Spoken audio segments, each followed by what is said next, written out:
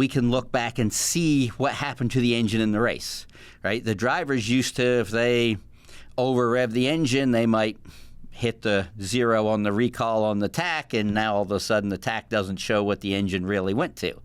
Well, now you can't erase that data. That data's in there post-race.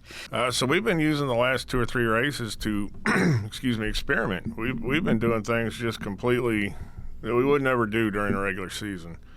Our setup at Bristol, our setup here at Loudon, even our setup at Gateway.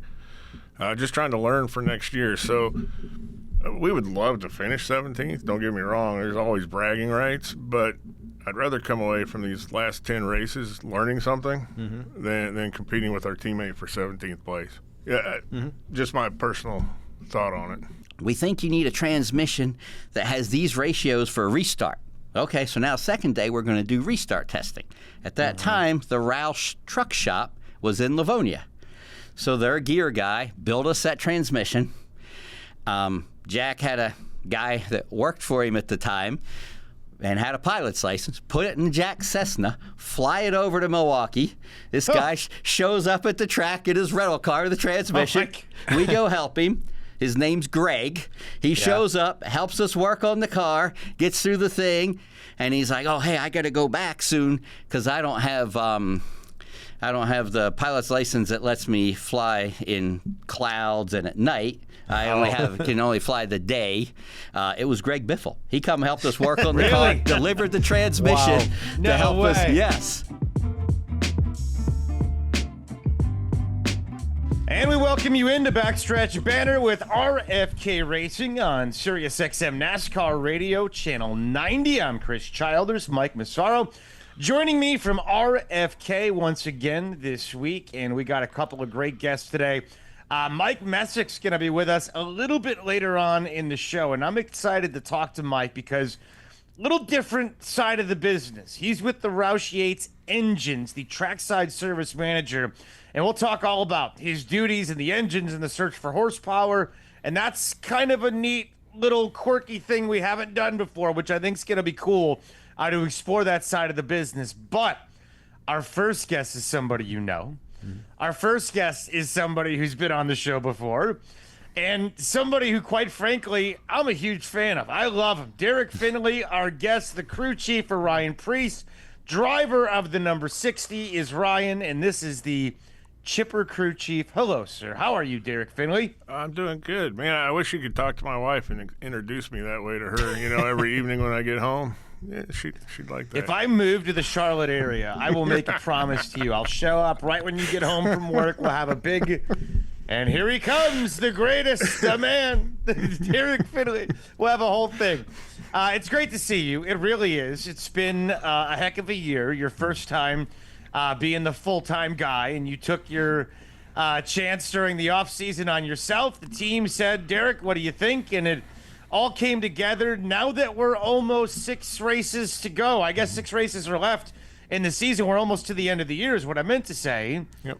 How you feeling about your job as the crew chief for Ryan Preece of the number 60? I still want more. So I think we've done a good job. And I think, for a startup team and all that, I feel pretty okay with what we've done. We just really want to end the year on a win. We've been so close and we've come so far.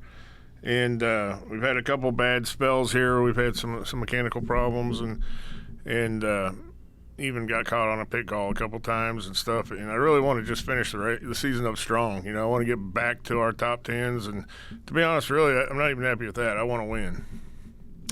I'm curious. At the beginning of the year, Derrick, we sat you down and we talked all about being an expansion team, pulling together a whole new unit.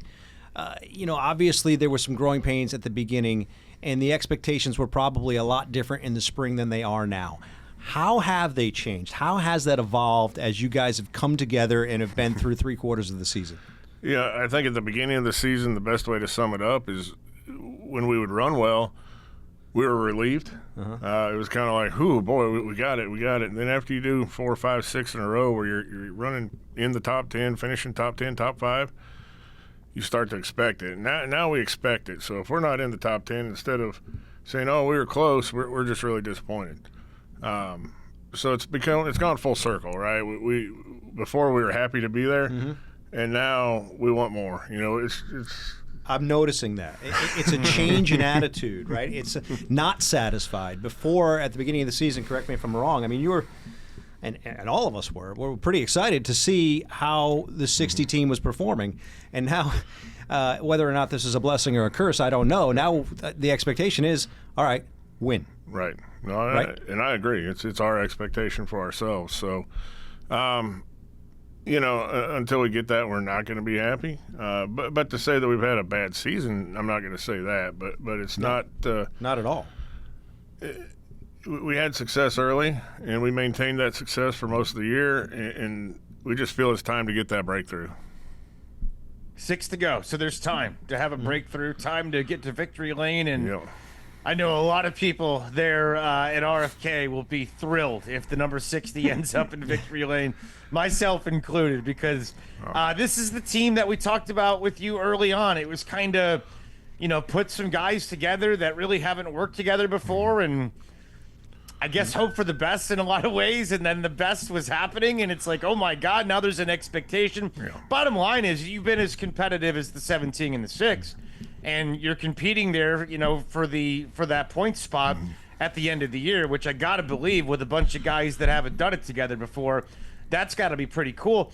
It is kind of interesting though when you think of the human condition, right, Derrick? Because you said it at the beginning of the year, you would have been thrilled to have the season. If I would have told you would have had the season that you're having, you probably would have signed up for it. Oh, cool, we're in. But then when you start getting top 5, top 10, all right, we can do this. Let's go.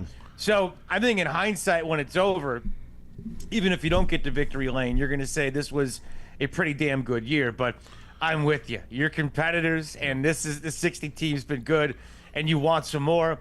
With that said, let's talk New Hampshire. Let's talk about last weekend. Tires, and God, I feel like tires every week we're talking about. But what did you think about the tire wear and what you had to do to coach Ryan throughout the race to get him there to the finish line? Yeah, I mean, you know, it's so for me, this is kind of like, you know, I think I made the comment on my intercom to my engineers. I said, man, if DW was here, he'd be killing it, because no one could take care of a car better and get a finish like he could, you know. And that's kind of what it felt like during the race with that tire, is that you had to take care of it. So, you know, you look at Ryan, he's always been in Cup with a tire that you could abuse all day long and it never fall off. So there was a little bit of coaching for him. There was a little bit of learning curve for us. They're building tires more durable than they have in the past, so we're able to be more aggressive on some things. And by the end, we got the car okay and at least competitive. But, yeah, we did have to talk a little bit about saving tires and stuff that probably isn't – I don't know that Ryan's ever been in a Cup car when we've had tires where you've had to do this. You know, it's an old school type way of thinking. 100%. But that seemed to be what paid off at the end there. It just reminded me, you know, I heard a comment at one point where Ryan said the car's good for the first 12 or 15 laps and then it struggles a little bit. And your response was to something to the effect, and I paraphrase here, was, well, you got to take care of the tires a little bit in those first 15 laps.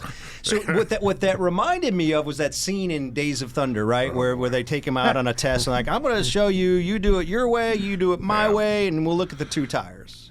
You know, it's always touchy to try to tell a driver that in the race. What I give Ryan the most credit for is, I know he doesn't want to hear it probably most of the time, but he does listen and he does try it. And if it works, then you know, great. If it doesn't, he doesn't hold it over my head too bad. So, but yeah, he did. He did. He went out, he started saving tires. All of a sudden, we went from one of the worst long-run cars to one of the best. And we made some adjustments with it. It wasn't all that, but it was the combination of those things that really turned the car around for the day and got us to where, had things gone a little different, we probably could have finished top 10. I was going to say, I don't envy your position trying to tell a driver to be less aggressive, right? So, I mean, how do you do that? No, it's tough. I mean, I'm sitting here like, you know, I think his exact response was, you mean I shouldn't pass any cars? I'm like, short answer, yes, not really what I meant. Again, a Days of Thunder, it's like a Days of Thunder scene. It really is. It really was. But it turned out well. I mean, you were the highest finishing RFK car. You persevered, and, you know, that was early in the day. You know, throughout the course of the day, it seemed like everything kind of came together, and, you know, everybody's on the same page and moving toward the front. Yep. No, I mean it came together, and like I say, had we figured everything we had, not just the advice to Ryan, but also what we did to the car, had we found that sooner and gotten track position earlier, probably would have had a better day. I mean, we wouldn't have won it. No one had anything for those Penske cars, at least Sunday, but we could have finished a lot better. No, I applaud the aggression. I definitely do. Chris, before the race, something really caught my attention. I mean, you got a New Hampshire. That's Ryan Preece's home area, right? It's his home track. Fans are just flocking to see him at the autograph session. I mean, it was unbelievable, the response he got. I love that. That's right? awesome. So it was amazing to see that. Did you sense, Derrick, how much the hometown crowd was behind Ryan? Oh, yeah, no. I found out a lot of people actually watch me on Instagram or whatever because I had people stopping me. Oh, you're Derrick. I'm like, yeah, hey, how you doing? And then they wanted to tell me about how they shook Ryan's hand 10 years ago. So yeah, I was like, oh yeah, great. So yeah, everybody wanted to tell me their Ryan Preece story, and I'm kind of like. Oh, okay. They all have them. I mean, he's a star. I mean, there's no other way to say it. No. When it comes to being in New England. I mean, did you get any good ones at least? Like, did anybody give you an interesting Ryan Preece story when you were there? Yeah, but I'm not going to talk about that one. Yeah. This is going to be a great post show. We're going to hear the stories then. Oh, that's awesome. So, it was interesting to me. I walked into the garage on Saturday morning, and I don't know if you realize this, Chris, but the modified race started, I think, 9:30 in the morning? They were there, right? Yeah, they were hanging out. So that's the series where Ryan really made a name for himself. Back up in the Northeast, and there had to be 20,000 people in the seats already, 20 to 30,000 people. It was unbelievable. 9:30 in the morning for a start of a modified race, and it was incredible. But what really caught my attention was I was walking in the garage, and I looked up on top of the Goodyear transporter, and Ryan was watching the race, which had to be odd for him because he's usually being in the seat for that race. You were up there with him, right? Yeah, I went up there for a while with him. We were kind of looking at the big bump getting into 3 and just seeing how drastic it was. And the modifieds are a lot different than the Cup cars, but you could definitely see the car move around. And it was just good insight for us getting ready for the race. He was watching it, I would imagine, for 2 reasons. One, to get insight, but the other because he was really concerned with how that race went. Yeah, no, he had different motivation than I did, for sure. Yeah. But yeah, I was just wanting to get a look at the bumps and see how that went. But, he was definitely into it. Did the modified? Why did he care about give me some details. So he's a former modified driver, right? Yeah. So he drove in that series, and he has some very close friends who are racing in that race. He has buddies out there. Yeah, a lot of buddies out there. Cool. I'm guessing you'd have to ask him. I don't know, but I would imagine there was part of him that wished he was in that race. Oh, yeah. I bet, But, obviously he's a fan of that series, always will be. It's, he still participates quite a few times. So he's got a connection to that series, and I can't imagine he'd ever miss a race, especially one that he could watch in person. Right. I love that, Ryan, and that's what it's all about. I mean, I know it's big time when you get to the big stages of NASCAR and the money and all that goes into it, but tell you what, there's nothing like a Saturday night when you're out there and you're watching some of those modifieds, whatever track you're at, and it's just cool. Yep. It's racing. It's beautiful. Yeah. We're talking to Derrick Finley, who is the crew chief of the number 60 for Ryan Preece. 6 races left to go. We have Kansas coming up. When you look at the season overall, there's the talk about the fight for P17 and the RFK cars right now kind of competing with one another. If the 60 were to be the highest finishing car from this team, what would that mean to this group? So that's kind of a funny topic because since the playoffs started, we've kind of looked at it as, hey, the likelihood is us or the 17 are going to be 17th. And as far as the organization goes, it doesn't really matter which one it is. So we've been using the last 2 or 3 races to, experiment. We've been doing things just completely that we would never do during the regular season.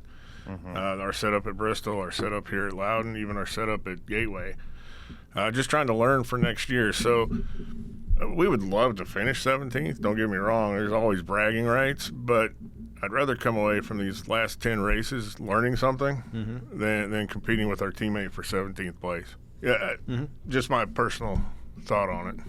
So there's a lot of benefit to these next 6 races that, you know, when it comes to next year, that perhaps we can get to a point where, you know, we have a little bit of an advantage heading into the year next year that some folks out there might not have that opportunity to experiment. I mean, if you're in the playoffs, you probably don't have the opportunity to experiment.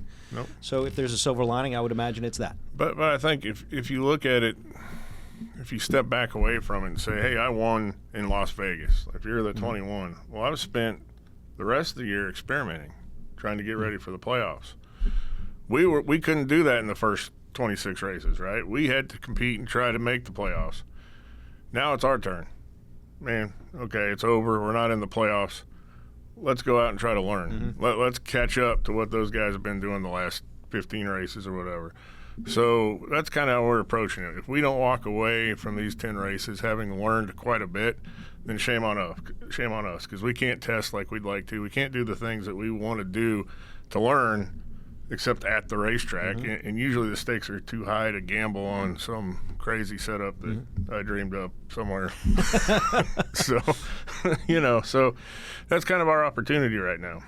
It's interesting. And I don't blame you one bit. I mean, that makes a lot of sense to me, Chris. Do you guys as a team with the other and with Josh, is there a concerted effort to see what you can learn overall and maybe different teams trying different things? I mean, is there that level of experimentation, or is it just kind of individual teams? I think the last 3 races have probably been more so that way.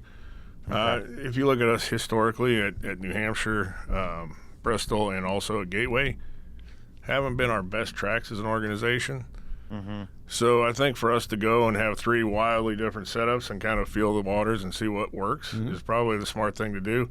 Now, these next 5 of these next 6, we had top 10s in the first half of the year at. So I'm going to these with small tweaks, trying to say, hey, we weren't far off the first time, so let's just tweak it a little bit and try to get better.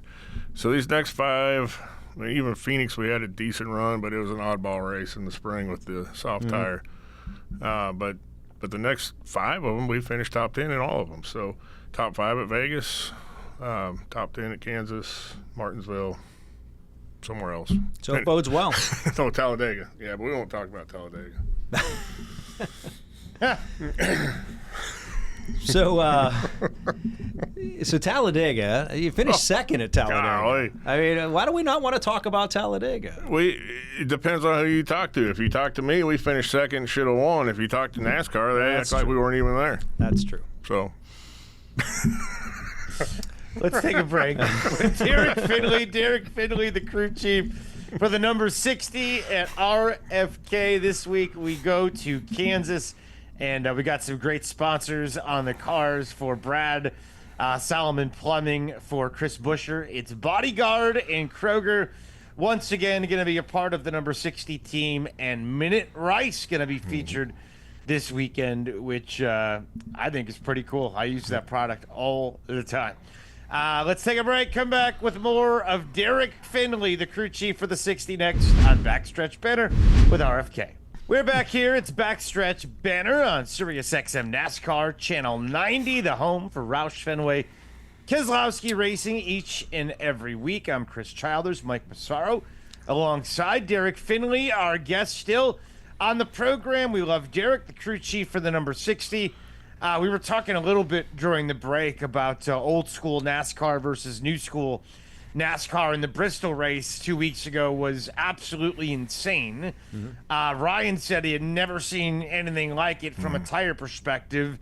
You, though, have. Give us an idea of the conversations a couple weeks ago and what you saw. Well, back in my day, with these tires, we used to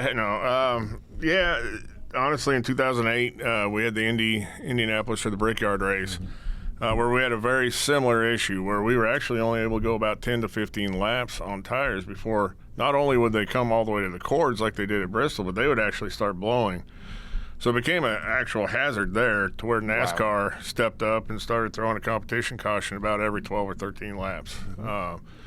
So we had seen it before. The way NASCAR dealt with it was different then. They stepped in and helped us. This time it was different. This time they said, no, you got your 12 sets of tires, go have fun. We had to figure out how to get through the race with our 12 sets plus our set of scuffs from qualifying. So I was actually there as well. I was a pit reporter on the broadcast of that race for ESPN. Yeah. So I was in the midst of it, and as a pit reporter, I was pretty busy every 12 laps covering pit stops. But what stuck out for me, not back in 2008, but just a couple of weeks ago in Bristol with that radio communication between you and Ryan, was just the dynamic between the two of you. Old school, new school dynamic, where you've seen so much that Ryan's only seen on TV, going back to like 2008, that kind of era.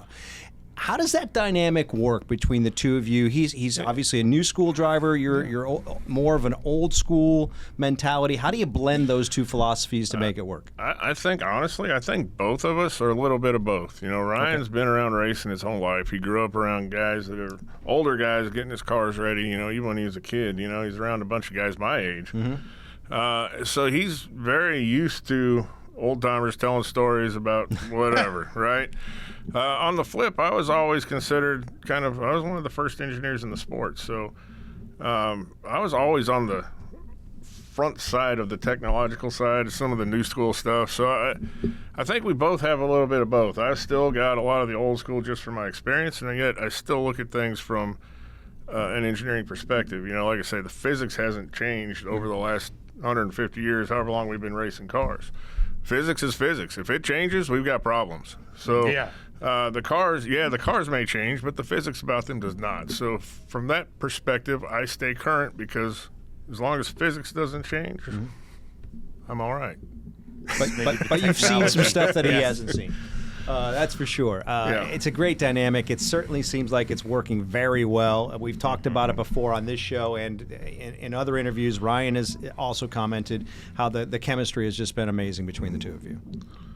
No, I agree 100%. And like I say, there are very few drivers that I could say, hey, slow down, take care of your tires, and them come back and say, you mean don't pass cars? And me say yes, and they just say, okay.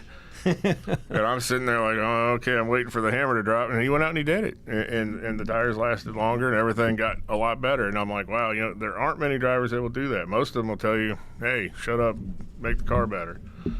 Which isn't wrong, but sometimes he can help us as much as we can help him. And he realizes that, and that's a rare characteristic in a driver. It's what's going to make him very shortly be one of the top-tier guys in the sport. There's no question in my mind. Yep. Yeah. No question. Me neither. And I'm really looking forward to watching it play out. Derrick Finley, our guest here. Maybe the biggest reason why Ryan has a big future is because Derrick gives what I've been told are epic pregame speeches. He's like a Newt Rockney. He's like, win one for the Gipper.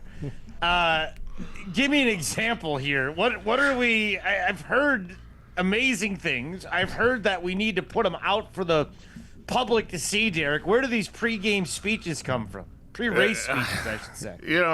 Every week something happens, something comes up, and we always kind of, I don't know, we always, whether it's outrunning the bear or whether it's elephant bites or what, something comes up where, hey, we got a big task ahead of us. How do you eat an elephant one bite at a time? So, we'll come up with stuff that during the week, and then somehow I try to incorporate that into the speech at the beginning just to try to get everyone pumped up, get them thinking in the right way. And I'm a big sports guy. I grew up playing sports through high school, through college. That's all I ever heard was Coach telling us some sort of speech to either get us motivated, and I don't yell and scream and cuss, so I do the motivational one, not the. What's the greatest motivational speech you heard as an athlete? Oh man, I've heard so many. I mean, they're all very similar. Obviously, if you want to get, Vince Lombardi was probably one of the greatest. But I don't know. So Derrick played football at the University of New Mexico. I'd imagine there were some pregame speeches that had you practically running out onto the field just with your hair on fire, so to speak, right? Yeah. So that's funny. the whole goal, right? It's funny. I can remember feeling good after some of those speeches, and I can remember the ones I remember the most are when he's yelling at you, ready to kill you. I mean, that's the ones I remember. But I do remember there were times I felt good after those speeches and went out and wanted to really kick some butt, But yeah.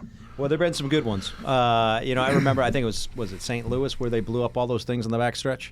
Oh yeah. Yeah. You just tied that into your pre-race speech. Something about lots of fire, let's bring the heat kind of thing. And I'm like, well, this stuff just comes off the cuff to him. I mean, he's got the gift of gab. I don't know about that. I appreciate that, actually. No.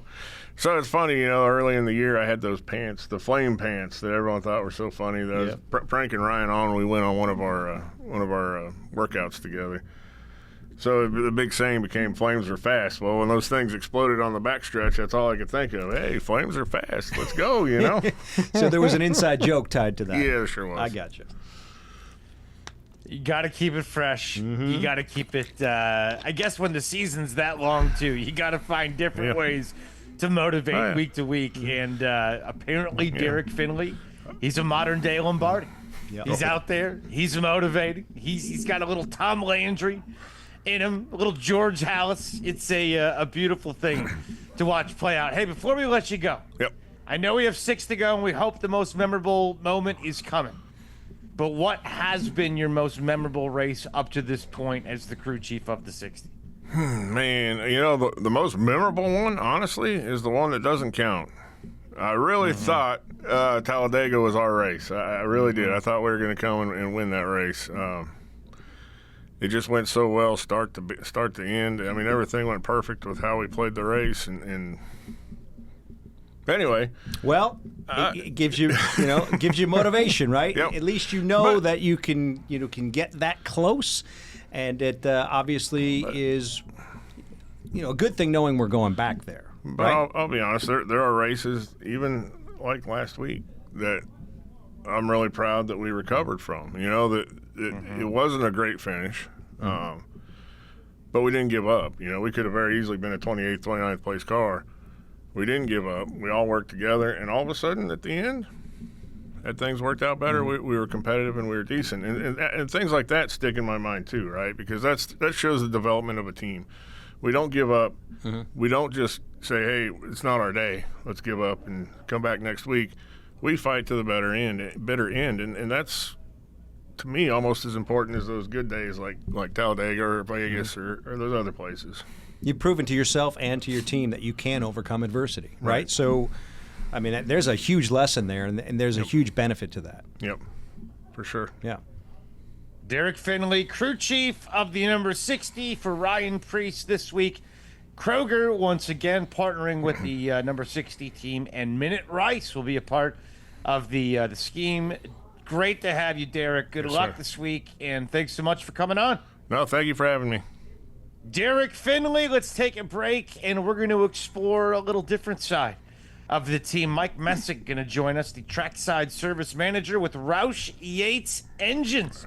It's coming up on Backstretch Banter. Welcome back on Backstretch Banter, Sirius XM NASCAR Radio, your home for Roush Fenway Keselowski each and every week on Sirius XM.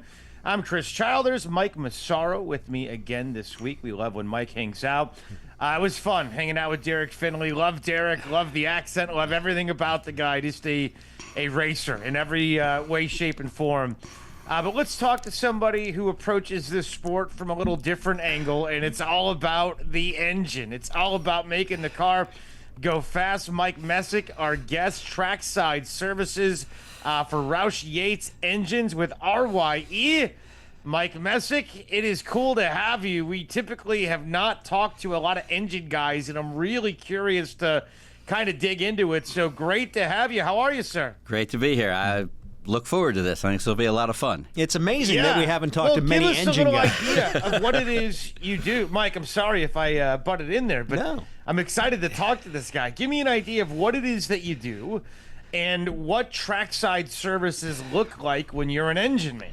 So it's evolved over the years a lot, and we can get into that later. But so basically, when we show up at the racetrack, I make sure that all our Ford teams, so Roush Yates is the only engine supplier for Ford cars in the Cup and Xfinity series.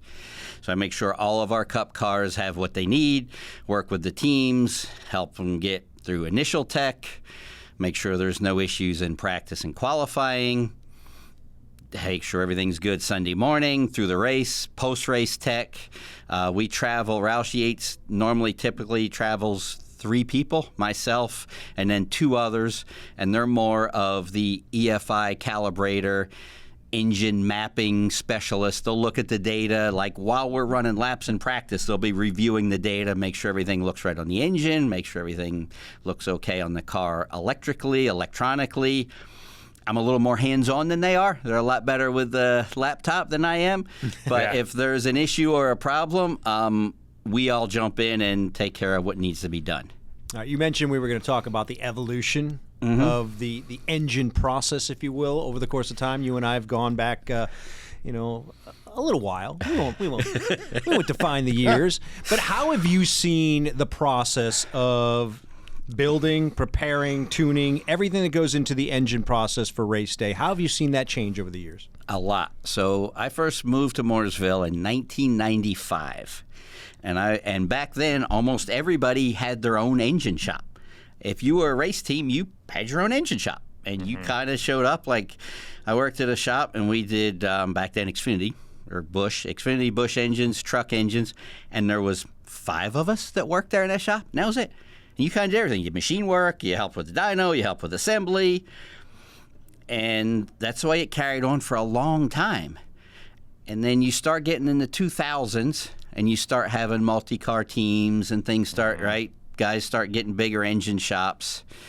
And Jax was always in Michigan, and Robert had his shop doing cars, and then Jack was talking about building an engine shop right over here in that dirt lot behind the team shop. And Ford got involved, talked to Jack and Robert, which was kind of a big deal because those two really raced hard to be Ford's number 1 team. They were super competitive with each other. They were. And yes, like they would wreck rental cars leaving the track with each other. They were competitive. Yes. And so Ford got them together. And then in 2004, we started what was now Roush Yates Engines, combining the best of everything we could from the Robert Yates Racing side, the Roush Racing side. And we were the first to kind of combine and have a big engine shop that supplied multiple cars.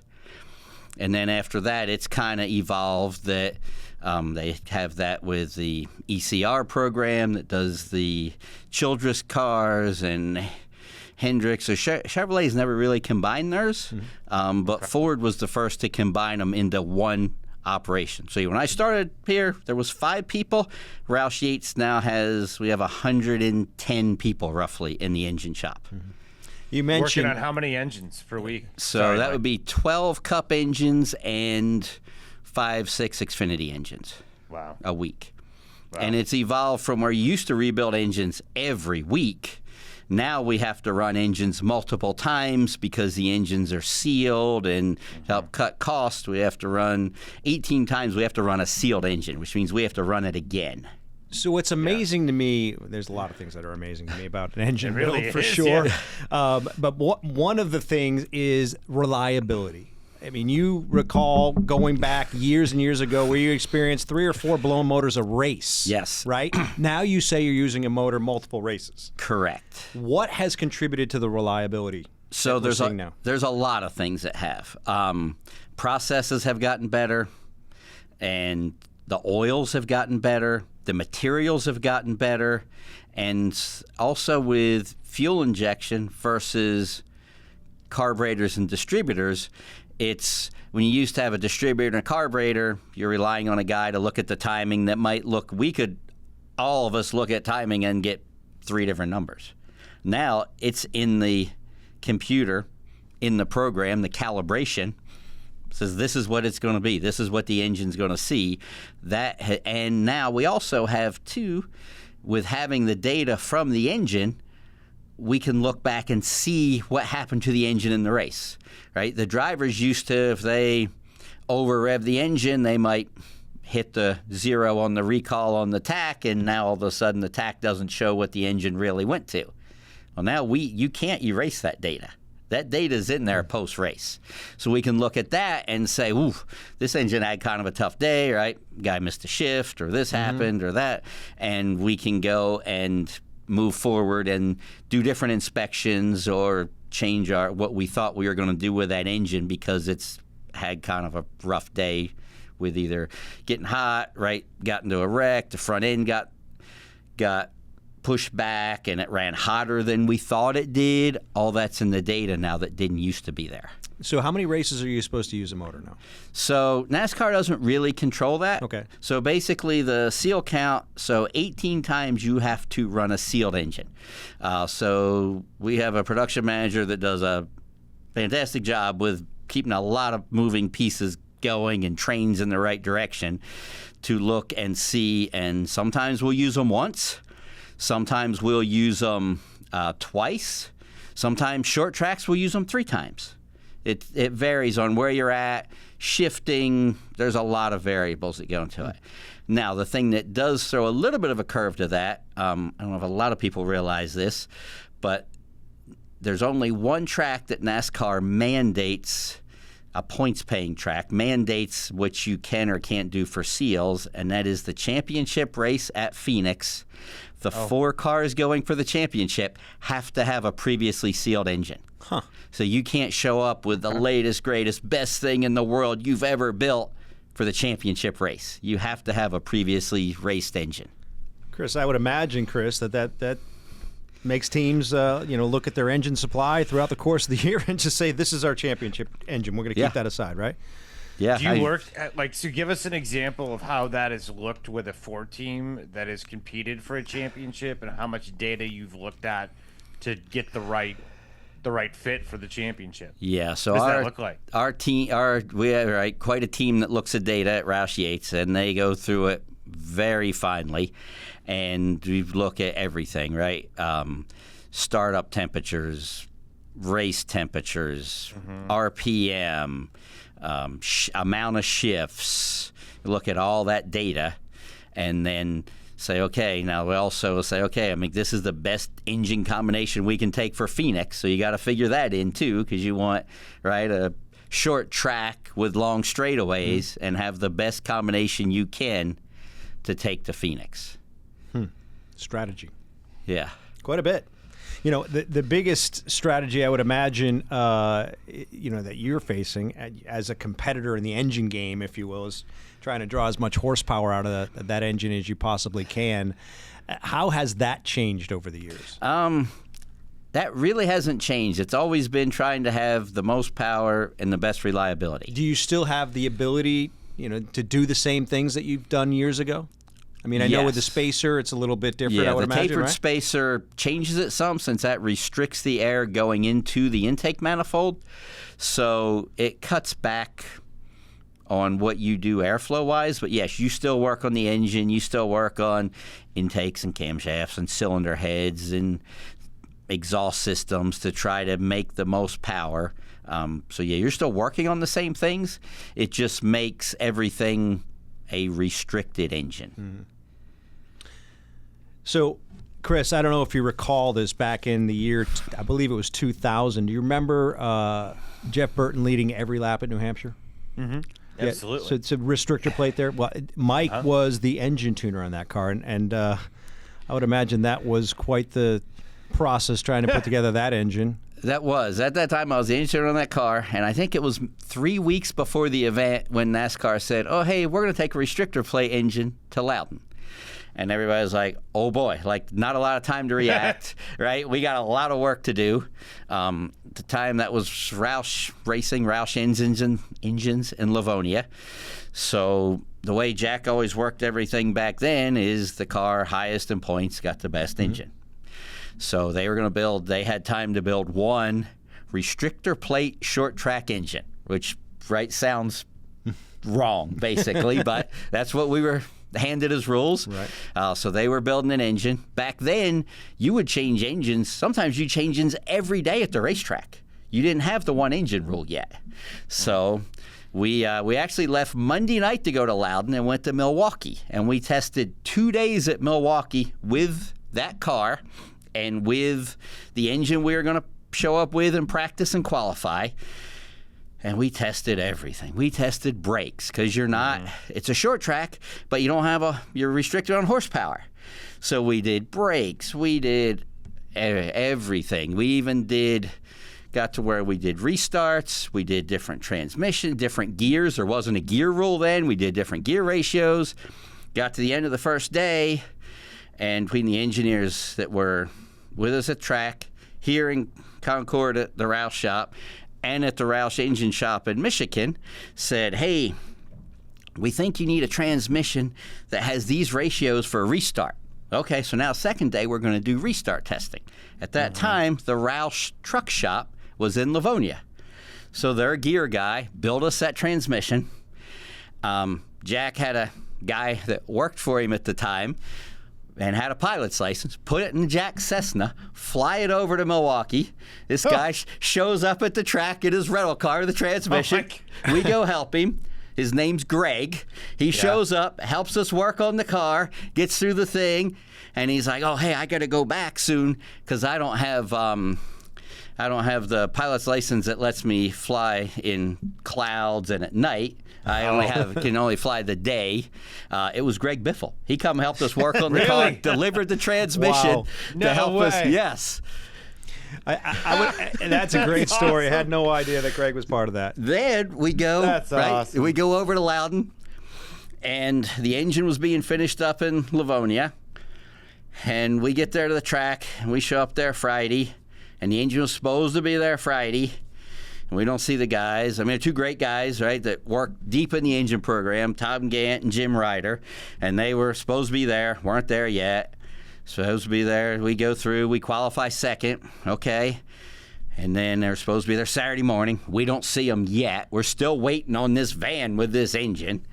They finally show up. I believe it rained on Saturday, and it pushed all the practice back. They finally show up because they decided that since it's shorter to go through Canada to get to New Hampshire from Michigan. Come on. They went through Canada, and they got messed up in customs because the people going into Canada didn't pay as much attention to the engine serial number and the paperwork as when they were trying to get out of Canada.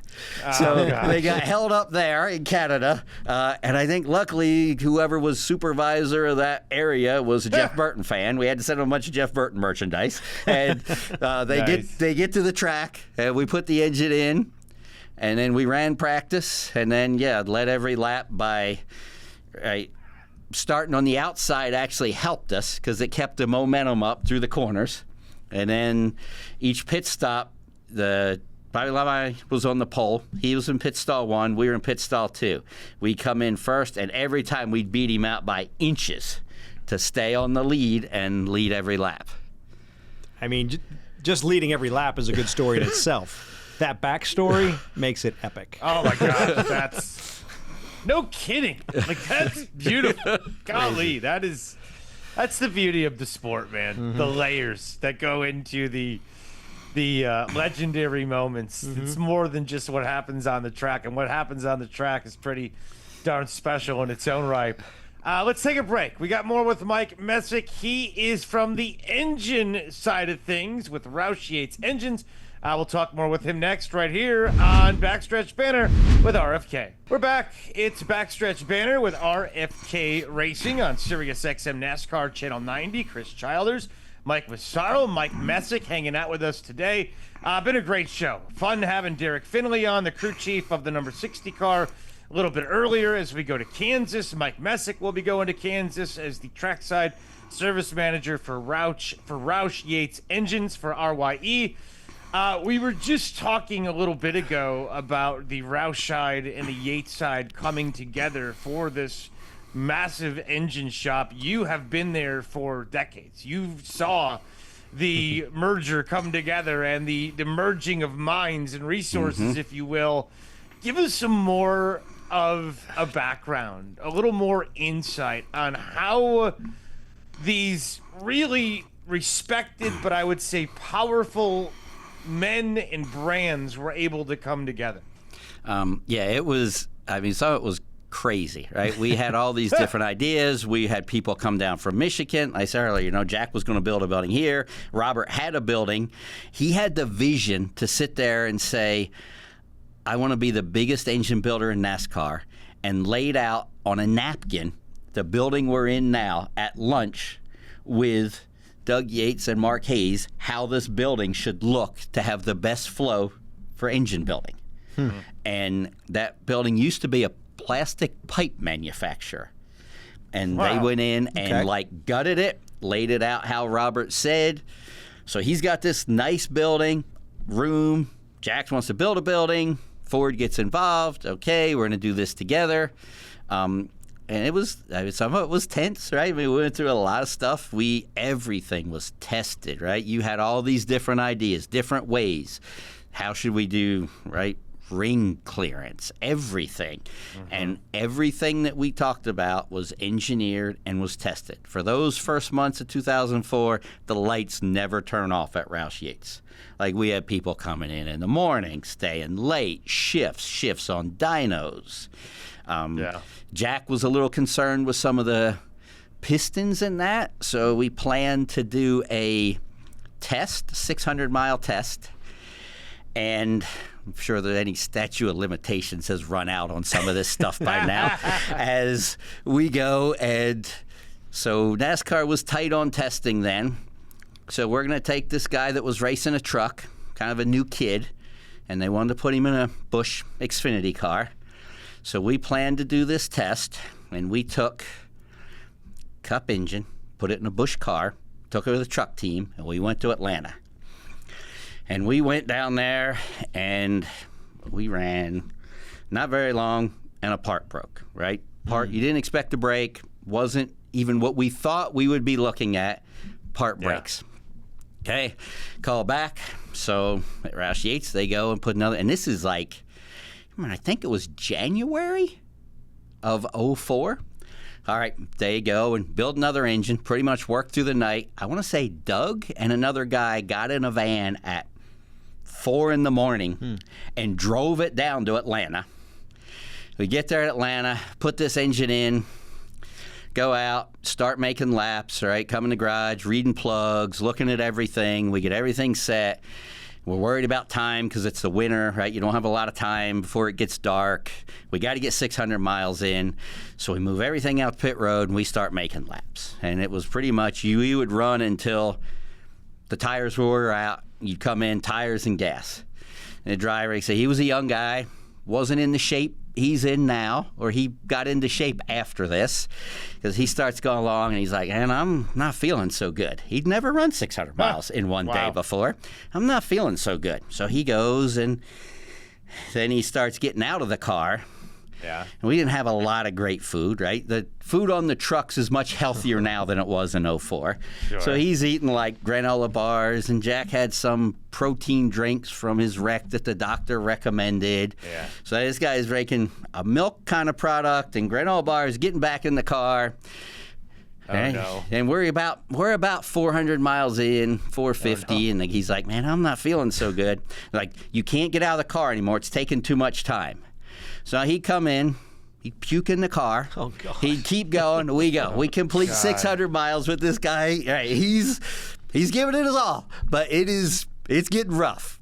We get to the end of the test. We complete our 600 miles. Engine makes it the whole way.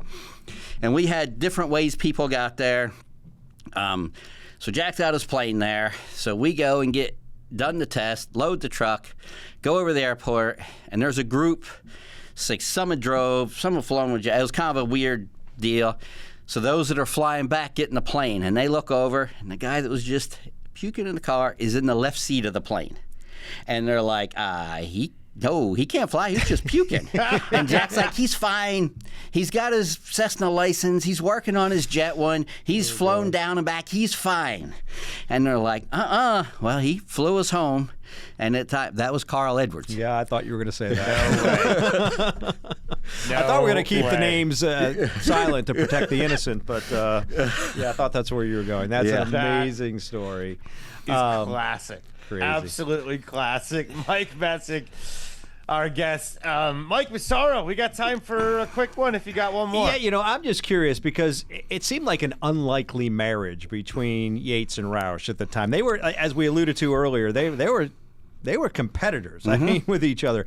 What did you think when you first heard that they were going to merge into one? I first thought, nah, this isn't real. I'm like, no.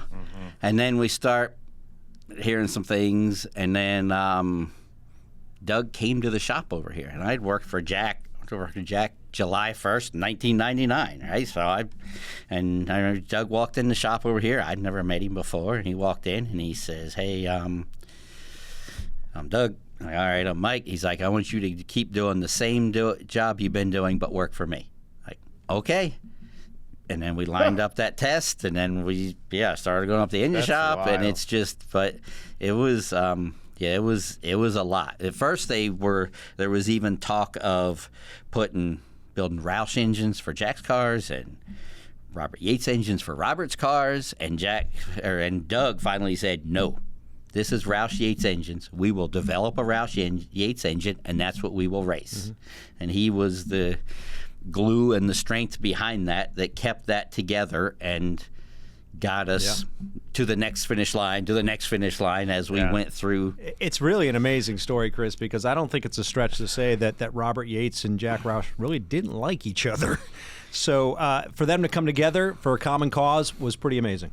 Remarkable. And then to go, and we went to Daytona that year and sat on the front row with Greg Biffle on the pole and Elliott Sadler on the outside.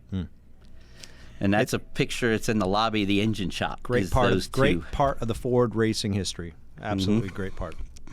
Well, let's wrap it up. That was really fun to hear about and to talk about the beautiful history of the RFK team and the engines and Jack and Yates. And look at it now, all these years later, with Roush Yates and the huge functioning team that they have there. Mike, good to see you. Thanks so much for coming by. You're welcome. It's fun to be here.